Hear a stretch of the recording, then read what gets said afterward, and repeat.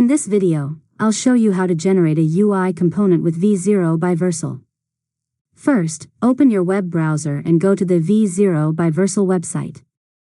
Sign into your account, or create one if you don't already have an account. Next, click the prompt box on the main page and describe the UI component you want to generate. Be as specific as possible by including details such as the component type, layout, colors, spacing, typography, buttons, icons, and any interactive features you want. Now, click the Generate button and wait while V0 creates your component. After a few moments, you'll see a live preview along with the generated code. After that, review the generated component and continue refining it by entering additional prompts. You can ask V0 to change the layout, update the colors, add new elements, improve responsiveness, or modify the design until you're satisfied with the result.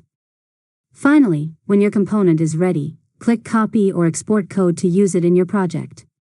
You can paste the generated code into your Next.js application or continue editing the component directly in V0. And that's it. You've successfully learned how to generate a UI component with V0 by Vercel.